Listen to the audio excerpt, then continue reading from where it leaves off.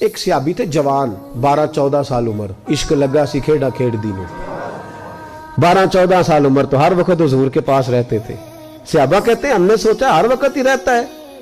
ایک دن نبی پاک صلی اللہ علیہ وسلم نے کہا ان کو ذرا بتاؤں تو صحیح ہے مجھ سے پیار کتنا کرتا ہے. صحابہ کو تجربہ کرانے کے لیے حضور نے اس سے کہا مجھ سے پیار کرتے ہو؟ اس نے کہا بیبا آپ کو پتہ ہی ہے سارا. تو حضور نے فرمایا جاؤ اپنے باپ کی گردن کاٹ کے لاؤ. کس کی؟ اوکھا جے بابا کام. ہاں اپنے باپ کی گردن کاٹ کے لاؤ. 12-14 سال عمر, چھلانگ لگائی. مسجد نبوی کے دروازے پر مولا علی شیر خدا کھڑے تھے. ان کی گردن میں تیر کمان تلوار تھی, کھینچی تلوار.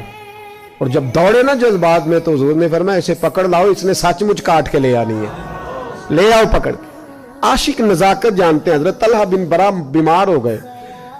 بیمار, دن میں 2 دفعہ میرے نبی تیمارداری کرنے جاتے. 2 دفعہ. اللہ کرے وہ بیماری میں ہی آ جائے. چر ہویا میں ترلے لیندیاں کدی موڑ میرے ول واگاں, خواب میری وچ ایک وار جہاں میں ساری عمر نہ جاگاں.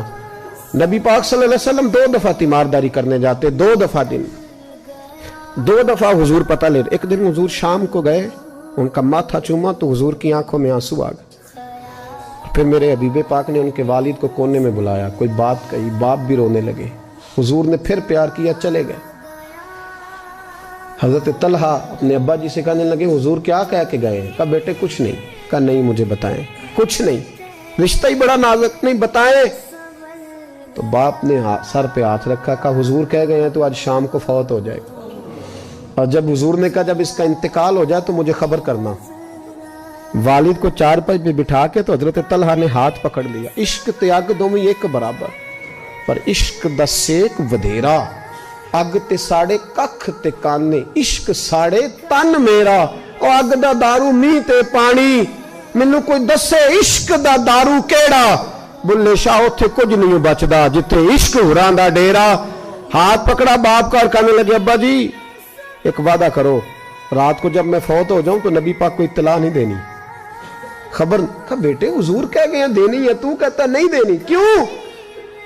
عاشق نزاکت جانتے ہیں. اگرچہ 12-14 سال عمر تھی پر عشق پکا تھا نا, نزاکت سمجھتے تھے. کہنے لگے ابا جی جن گلیوں سے حضور نے گزر کے آنا ہے وہ یہودیوں کی گلیاں ہیں.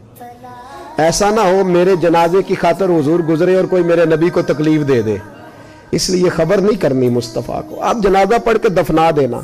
رات کو انتقال ہوا, باپ نے جنازہ پڑھا, دفن کیا. سارا کچھ جاننے والے رسول آئے. کہا مجھے بتایا کیوں نہیں؟ عرض کی محبوبہ. کہتا تھا حضور کو تکلیف نہیں دینی, میری ذات کی خاطر تکلیف نہ دینا, نہ کوئی یہودی تکلیف نہ پہنچا دے. گلیاں یہودیوں کی ہیں, قربان جائیں. ساری دنیا روضہ رسول پہ, اور میرے رسول نے فرمایا مجھے بتاؤ اس کی قبر کہاں ہے. ساری دنیا روضہ رسول پہ, اور نبی پاک اس غلام کی قبر پہ کھڑے آنسو بہہ رہے ہیں. صحابہ کہتے ہیں ہر قبر پہ دعا یہ ہوتی تھی یا اللہ قبر کشادہ کر دے, یا اللہ اس کا حساب آسان کر دے. یہاں دعا بھی انوکھی, اس کے لیے دعا بھی انوکھی, رشتہ ہی بڑا نازک ہے.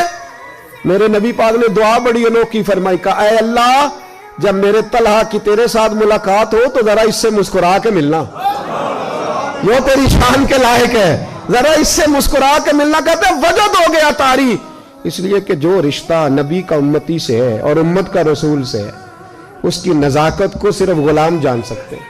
غلام جان. میں نے پچھلے جمعے بھی کہا تھا, مجھے ایک شخص کہنے لگے آپ بتیاں لگاتے ہیں, جھنڈیاں لگاتے ہیں. میں نے کہا بس نہیں چلتا, ہم تو تارے بھی لگا دیں, ہمیں ہمارا پتہ ہی نہیں. میرا دل کرتا ہے گلی گلی پھروں اور یہ نعرہ لگاؤں جان ہے عشق مصطفیٰ, روز فضو کرے خدا, جس کو ہو درد کا مزہ وہ نازے دوا اٹھائے کیوں, اور پھر کے گلی گلی تباہ ٹھوکریں سب کی کھائے کیوں. اگر دل کو عقل دے خدا تو تیری گلی سے جائیں کیوں. ادھر ہزاروں نبی و مرسل, ادھر وہ تنہا کھڑے ہوئے ہیں. ادھر ہزاروں نبی و مرسل, ادھر وہ تنہا کھڑے ہوئے ہیں. ہمارے آقا تو اپنے رتبے میں سب سے آگے بڑھے ہوئے ہیں.